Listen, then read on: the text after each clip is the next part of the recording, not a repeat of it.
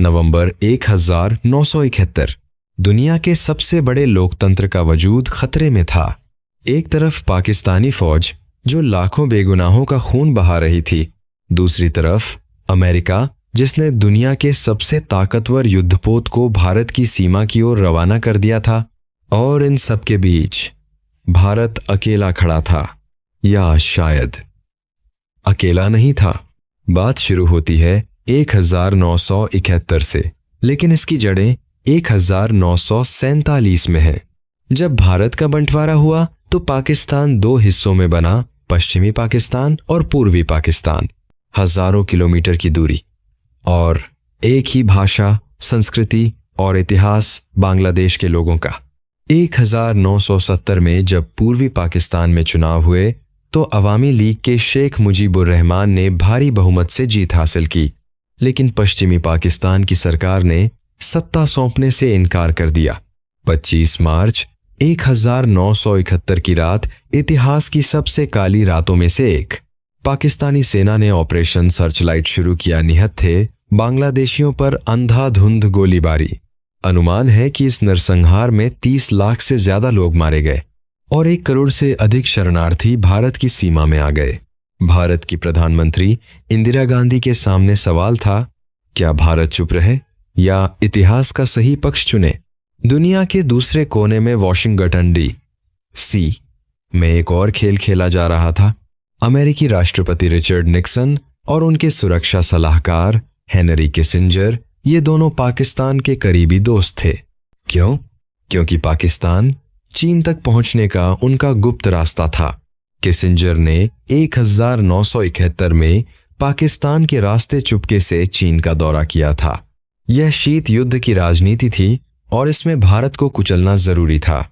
जब भारत ने पूर्वी पाकिस्तान में हस्तक्षेप की तैयारी शुरू की तो निक्सन ने कहा, और यह बाद में रिकॉर्डेड टेप में सुना गया, "The Indians are bastards anyway." यह सिर्फ अपमान नहीं था, यह एक धमकी थी। 3 दिसंबर 1971 जब भारत और पाकिस्तान के बीच पूर्ण युद्ध छिड़ गया, अमेरिका ने अपना सबसे घातक हथियार मैदान में उतारा। यूएसएस एंटरप्राइज दुनिया का पहला परमाणु ऊर्जा से चलने वाला एयरक्राफ्ट कैरियर, 75 लड़ाकू विमान, 8 एस्कॉर्ट युद्धपोत, हजारों सैनिक।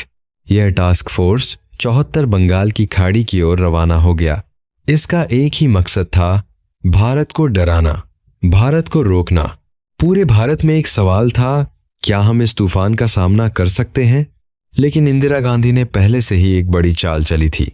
9 अगस्त 1971 भारत और सोवियत संघ ने एक ऐतिहासिक संधि पर दस्तखत किए, भारत सोवियत शांति, मित्रता और सहयोग संधि। इस संधि की सबसे अहम धारा थी, अगर किसी तीसरी ताकत ने भारत पर हमला किया या उसे घेरने की कोशिश की तो सोवियत संघ भारत की मदद करेगा।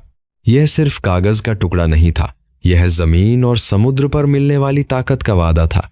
जब यूएसएस एंटरप्राइज बंगाल की खाड़ी में घुसा, सोवियत संघ ने भी अपनी चाल चली। व्लादिवोस्तोक से सोवियत प्रशांत बेड़े के जहाज रवाना हो गए। पनडुब्बियां, विध्वंसक जहाज और परमाणु हथियारों से लैस युद्धपोत। इनका निशाना था सीधे यूएसएस एंटरप्राइज और उसका पूरा काफिला। अमेरिकी जनरलों ने जब यह देखा तो उनके होश उड़ गए। एक परमाणु शक्ति का बेड़ा दूसरी परमाणु शक्ति के बेड़े के सामने खड़ा था। यह शीत युद्ध का सबसे गर्म पल था। 3 दिसंबर 1971 की शाम पाकिस्तान ने भारतीय वायुसेना के ठिकानों पर हमला किया। यह गलती पाकिस्तान की सबसे बड़ी भूल साबित हुई। भारतीय सेना पहले से तैयार थी।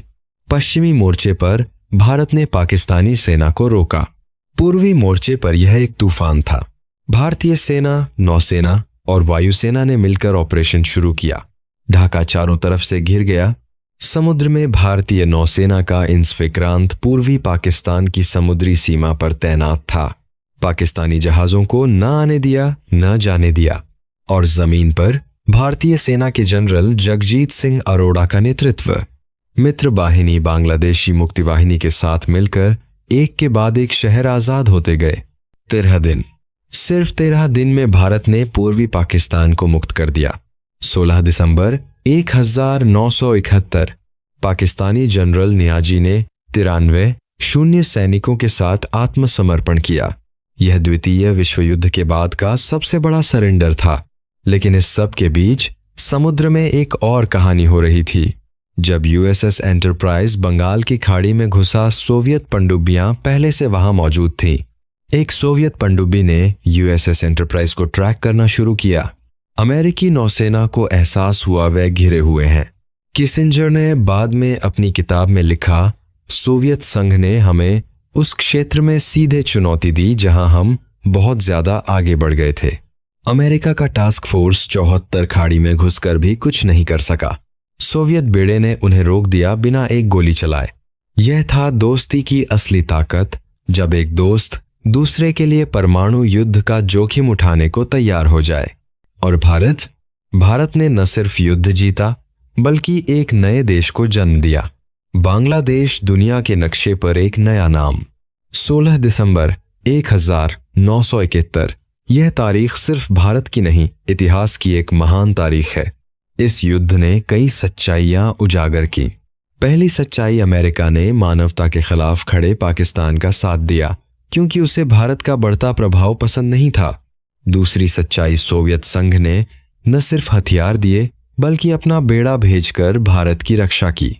तीसरी सच्चाई, इंदिरा गांधी की कूटनीति ने भारत को वैश्विक मंच पर एक नई पहचान दिलाई। चौथी सच्चाई, भारतीय सैनिकों की वीरता ने दुनिया को दिखाया भारत को कोई दबा नहीं सकता।